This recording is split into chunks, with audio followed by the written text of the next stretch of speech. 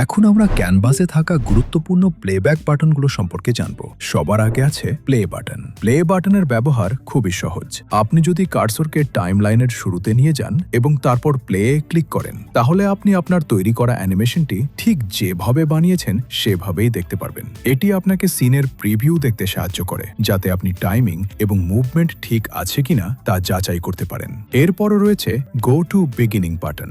এতে ক্লিক করলেই কার্সর সরাসরি টাইমলাইনের শুরুতে চলে যায়। এর মাধ্যমে আপনি খুব দ্রুত শুরুতে ফিরে যেতে পারেন।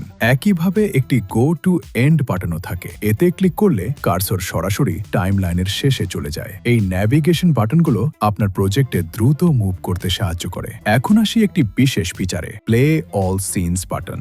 আপনার প্রজেক্টে যখন একাধিক সিন থাকে তখন এই ফিচারটি খুবই উপকারী। উদাহরণস্বরূপ, এটি হলো সিন নম্বর 1, এরপর আছে সিন নম্বর 2। আপনি যদি সিন 1 এর শুরুতে গিয়ে প্লে অল সিনস এ ক্লিক করেন, তাহলে অটোড্রাফট প্রথমে পুরো সিন 1 চালাবে। সিন 1 শেষ হওয়ার সাথে সাথে সিস্টেম স্বয়ংক্রিয়ভাবে সিন 2-তে চলে যাবে এবং সেটিও প্লে করবে। উদাহরণ হিসেবে, আমরা পার্পল শার্ট পরা একজন ব্যক্তিকে পঞ্চায়েতে হাঁটতে দেখিয়েছি। তারপর সে আচার দোকানের পাশ দিয়ে যায়, এরপর আবার পঞ্চায়েতের পাশ দিয়ে যায়। সিন 1 শেষ হওয়ার সাথে সাথেই সিস্টেম নিজে থেকেই সিন 2-তে চলে যায়। এভাবে আপনি সব অ্যানিমেশন একটানা চলতে দেখতে পারবেন। প্লে অল সিনস ফিচারটি বিশেষভাবে উপকারী যখন আপনি পুরো ফিল্ম বা প্রজেক্ট সম্পন্ন করে ফেলেছেন। প্রতিটি সিন আলাদা আলাদা করে চালানোর বদলে আপনি পুরো প্রজেক্টটি শুরু থেকে শেষ পর্যন্ত একসাথে দেখতে পারেন।